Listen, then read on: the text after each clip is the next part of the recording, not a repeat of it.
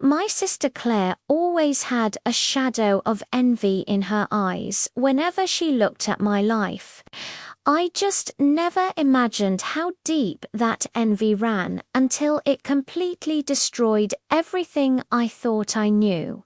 She didn't just want what I had. She wanted to become me, and my husband Ethan was more than willing to help her. It all started with a sickeningly familiar story. An affair, but this wasn't just any affair. It was my sister and my husband, a betrayal so profound it felt like a physical blow. The worst part, Claire got pregnant. They didn't even have the decency to hide it. Instead, they flaunted their new family, expecting me to just step aside quietly. But as I began the gut-wrenching process of untangling my life from Ethan's, I stumbled upon something far darker than infidelity. He had been a ghost in my financial life, moving silently and destructively. He'd taken out massive loans, not in his name, but in mine. My signature was forged on document after document, creating a mountain of debt I never even knew existed. He had been siphoning money from our joint accounts for years, building a secret life on a foundation of lies and my credit. The anger that rose in me was cold and sharp. This wasn't just about a broken heart anymore. This was about survival. During the divorce proceedings, Ethan's arrogance was his downfall. He fought tooth and nail for what he called his assets, the fancy car, the investment properties, the seemingly flush business accounts. I played the part of the defeated wife, conceding point after point. I let him have the properties. I let him keep the business. My lawyer thought I was being too generous, too emotionally drained to fight. But I knew something they didn't.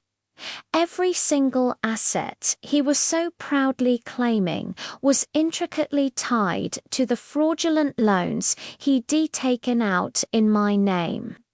He was gleefully signing his own death warrant, and I simply handed him the pen. I walked away from the marriage with almost nothing on paper, but I was carrying the one thing that mattered, the truth. As I started rebuilding my life from scratch, I kept a close eye on them. Predictably, their house of cards didn't take long to collapse. Once the divorce was finalized and Ethan officially owned all the tainted assets, I made a series of anonymous tips to the banks and financial authorities.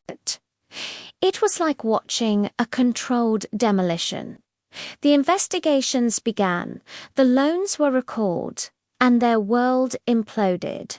The cars were repossessed, the properties foreclosed, and the business accounts frozen. Ethan and Claire, once so smug and self-assured, were left with nothing but the consequences of their greed. They went from flaunting their stolen happiness to being completely bankrupt. You'd think that would be the end of it. You'd think they would crawl away in shame.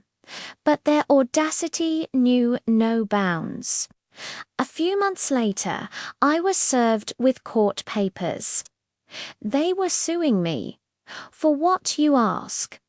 Child support for their baby. Their argument was that since I was once married to Ethan and he was now destitute, I had a moral and financial obligation to support his child. My child, they called her in the papers. The sheer nerve of it was breathtaking. They dragged me to court, hoping a judge would pity their sob story and force me to fund their lifestyle. They saw me as their final, untapped resource. The courtroom was tense. Claire sat there, cradling her baby, trying to look like a victim. Ethan stood beside her, his face a mask of false righteousness. Their lawyer painted a picture of a poor, struggling family being abandoned by a wealthy, heartless ex-wife. They presented their empty bank accounts as proof of their hardship, conveniently omitting how they got there. When it was my turn, I didn't raise my voice. I didn't cry. I calmly walked to the stand with a single, heavy briefcase. One by one, I laid out the evidence, the forged loan applications, the bank statements showing years of unauthorized withdrawals, the testimony from handwriting experts, the official reports from the fraud investigators who had been looking into Ethan's activities thanks to my tips. I detailed every single dollar he had stolen, every lie he had told, and every law he had broken. I then presented evidence that Claire wasn't an innocent bystander. I had emails and texts showing she was not only aware of the fraud, but had actively encouraged it, planning how they would spend their money once I was out of the picture. The courtroom was silent. The judge's expression shifted from mild interest to stone-cold fury. Claire's face went pale, and Ethan looked like he had been struck by lightning. Their lawyer was speechless. I hadn't just defended myself against their ridiculous claim. I had handed the prosecution a fully gift-wrapped case against both of them. All their financial troubles, I explained, were a direct result of their own criminal actions being brought to light.